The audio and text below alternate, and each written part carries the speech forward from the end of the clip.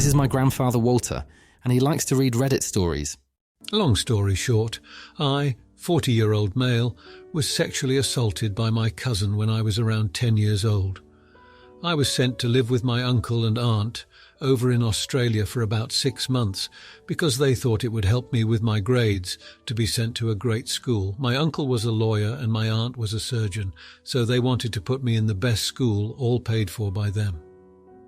From what I remember, most people were actually really lovely to me, including my cousin. It's when my cousin suggested I sleep in the same bedroom as him that he molested me. It was a one-time thing, but I kept it hidden for years. When I finally opened up, I was in my early teens. It was to my dad, and he told my mother, even though I begged him not to. My mother has been a constant source of pain since. Here are some of the things she did. When she found out, she told me to simply forget about it and never mention it to anyone ever again. She believed that everyone would blame me and my reputation would be ruined. My dad put me in therapy when I was around 16, but my mother forced my dad to stop and pull me out because she thought I was cured. My therapist would try to make me happy at the end of each session. When I started dating, the first thing she said was to never tell any of them about my past, or they'll leave me. She had a big argument with me in the men's toilets at a family wedding because she thought I had told one of my other relatives what happened. It wasn't really until I hit my mid-30s, when I lost my job, that I decided to face my trauma. I had a stellar career in tech until that point, but I hit absolute breaking point as I was extremely burnt out and had extreme panic attacks. I was still living at home, so I took up therapy, read a bunch of books about PTSD, disclosed my past to my friends, and started dating for the first time in a decade. I really wanted to get my life back on track, get married and have kids, but unfortunately, I guess some things just aren't meant to be, as I'm still single. 3 years ago, my mother was diagnosed with early dementia, and to be frank, I haven't really been there for her like my sister has. My mother lives with my dad. He looks after her and drives her to her hospital appointments, but I don't feel sorry for her at all. All her condescending remarks, her insults, and the fact that she just wasn't there for me at my lowest but actively went against me really weighs heavily on my shoulders to where I don't feel bad for her. If there's one positive thing she did, I'd say she allowed me to live at home rent-free till I was around 36, when I got my career back on track. That was a long post. Thanks for reading all this through. So, am I the idiot? Now, here are the comments. Comment 1. Not the idiot. I did a double take when I read the first line because that's part of my unfortunate history, except I'm female and my mother's only. Do what you need to do to protect your peace. My mother recently passed from Alzheimer's, and it was a stressful 6 years from diagnosis to her passing, filled with my own anger and disappointment.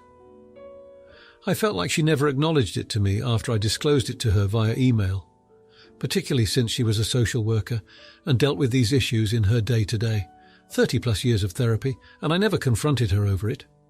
She lived in an assisted living facility in a different state until her passing. So, while I wasn't her primary caregiver, I was her medical power of attorney, and every call about her setbacks put me over the edge. 6 months after her passing, I took some leave and finally worked through my feelings of anger by forgiving myself for not getting to know her, her experiences, not confronting her, etc. And I also forgave her, recognizing that she did the best she could at that time. I don't know that I could have forgiven her had she still been alive. The forgiveness was for me way more than it was for her. It was so that I can let go and not be angry at something I could no longer do anything about. Do what you need to do to protect and manage your mental health. If keeping your distance works, then so be it. Good luck, and I hope you can still access therapy. Comment 2. I come from a dysfunctional family, and reading about the subject has helped me immensely. I recommend reading about immature parents. My mother has dementia too, and because I'm low contact and no contact with my siblings, it forces me to take a step back from her care. It has been difficult, and I know I'm judged a lot.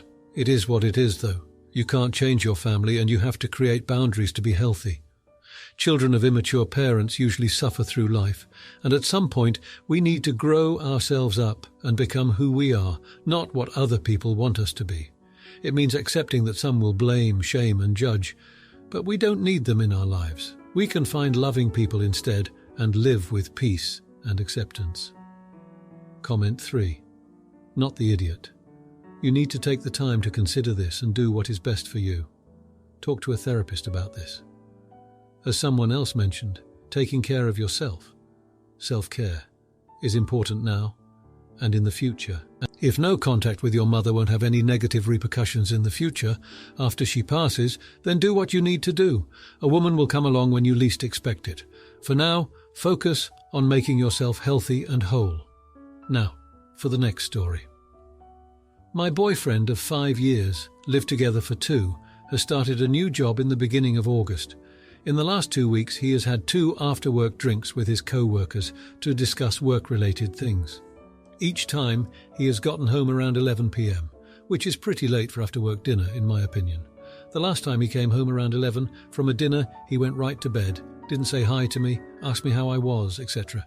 We had not seen each other since around 7 a.m. that morning, and it's abnormal for him to just come home and go right to bed without talking to me.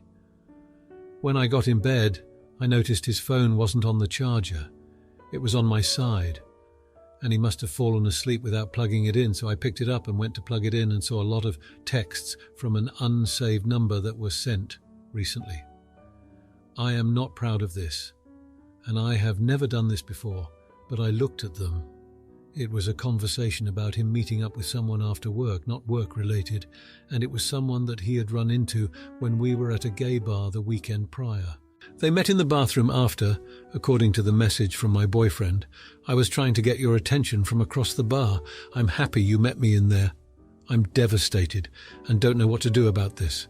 I have never caught him in a lie before, but now that I know it happened, I can't help but think about the past and how many times this could have happened. Does anyone have advice? Now here are the comments. Comment 1. I dig deeper into his phone, emails, etc. before bringing anything to light.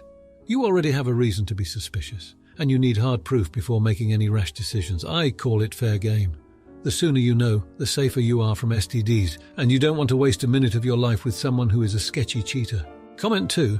Please get checked for STIs, STDs if he did cheat on you, or if you're convinced he did. People will prey upon people in relationships because they think your partner would be too ashamed to admit this to you if known. Please OP for your own health. Strangers at bars that have meetings in bathrooms are gross. Comment 3. Oh man, something fishy is going on.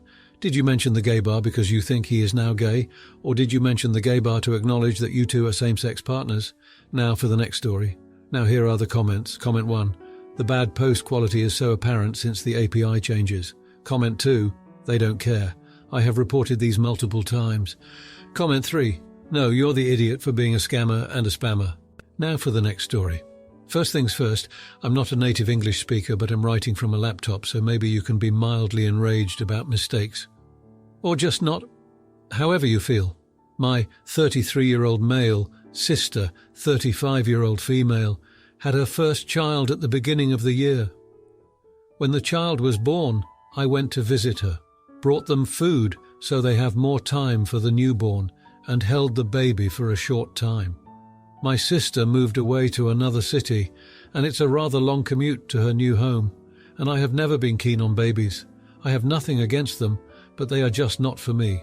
I went there to support my sister, and because it was expected to go there and praise the beauty of the baby, even though they all look the same to me.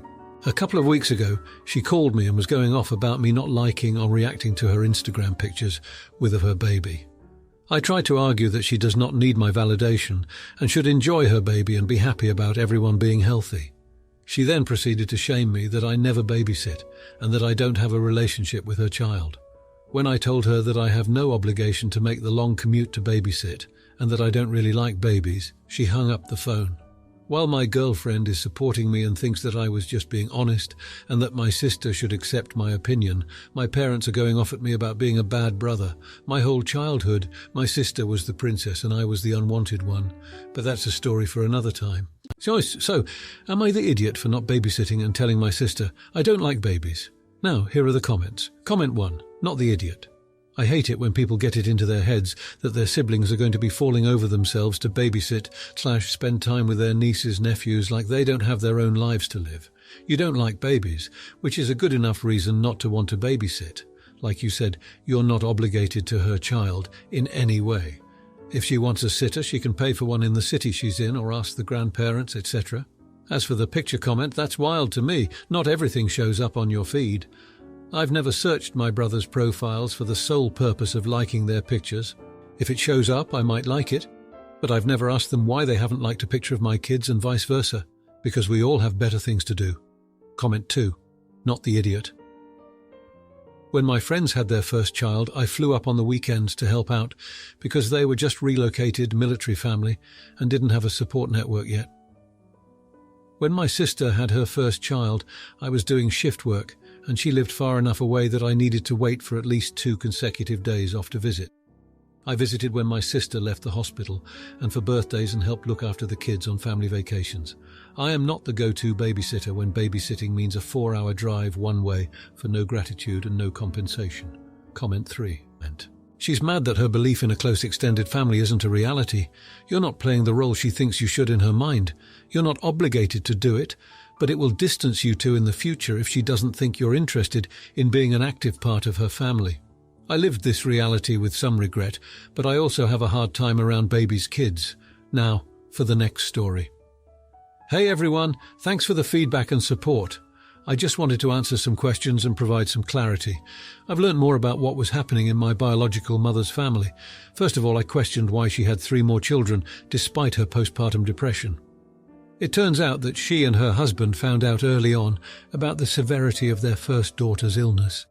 They had 2 additional children, an 11-year-old boy and a 7-year-old girl, as savior siblings for their oldest daughter's medical treatment. Neither of them were matches. I have currently blocked her and her husband. I didn't go into this expecting to reconnect with my biological mother. That wasn't the plan. I already have a mum and I didn't need another one. I just wanted to give her a chance to explain herself. I never wanted a mother-daughter bond just to be cordial or friendly. My family supported me in meeting my biological parent, and I didn't blindside them. I'm happy with my own family and don't need her to complete it. It's not her leaving that bothers me, it's her current actions. But even through it all, I will sympathize with her only on the basis that she suffered from postpartum depression. When my biological mother left, my grandparents and biological aunt stood by my dad. They raised me alongside my parents. They say she's always been mentally unstable and manipulative. I feel bad for my half-sister, but I can't give her the money. Sometimes I wish I had ignored my biological mother from the beginning. Also, I blocked the strangers calling my phone a while back. Just forgot to add that in. Now, here are the comments. Comment 1, you made the right call not sending her a cent.